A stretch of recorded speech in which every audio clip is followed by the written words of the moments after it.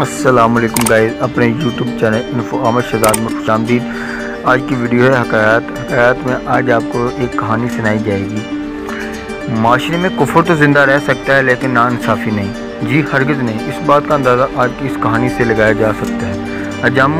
अजामो एक गरीब शख्स का अकलौता ही बेटा था। 17 साल की उम्र में कत्ल का इल्ज़ाम लगा और उम्र कैद की सज़ा हुई। 40 साल जेल में सजा काटने के बाद एक दिन अचानक अजामो को अदालत ने यह कहते हुए बरी कर दिया कि ये बेगुनाह है। अजामो कमरे अदालत में जज के सामने पेश हुआ और जज ने इनके सामने एक खाली वर्का रख दिया।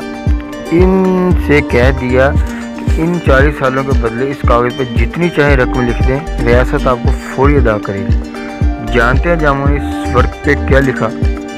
अजामो ने सिर्फ एक जुमला लिखा, जज साहब इस कॉलोन पर नज़रसानी कीजिए ताकि किसी और अजामो की ज़िंदगी के कीमती 40 साल ज़ाया ना हो। इसके बाद वो रो पड़े।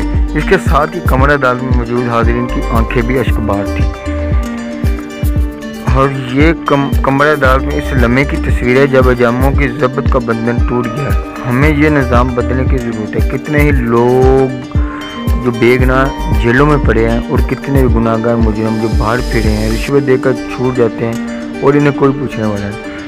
ये वाक़या यकीन हमारे माशरे में इंसाफ फराहम करने वालों के लिए एक बहुत बड़ी मिसाल है। दुआ करें कि रियासत पाकिस्तान में वो भी दिन आए कि जिसका जब किसी नाहक को बरसों जेल में सलाखों के पीछे ना गुजारनी पड़े। अदल और इंसाफ करने वाले इस बात को यकीन बनाएं कि एक दिन खुदा की अदालत में इन्हें भी पेश होना है और इनका हिसाब बहुत बड़ा होगा। अगर मेरी ये वीडियो अच्छी लगी है तो प्लीज़ इसको लाइक और शेयर करें, मेरे चैनल को सब्सक्राइब करें। पाकिस्तान जिंदाबाद, पाकिस्तान पाइंदाबाद। अपना बहुत सारा ख्याल रखें और मेरे इस चैनल का भी अल्लाह निगहबान।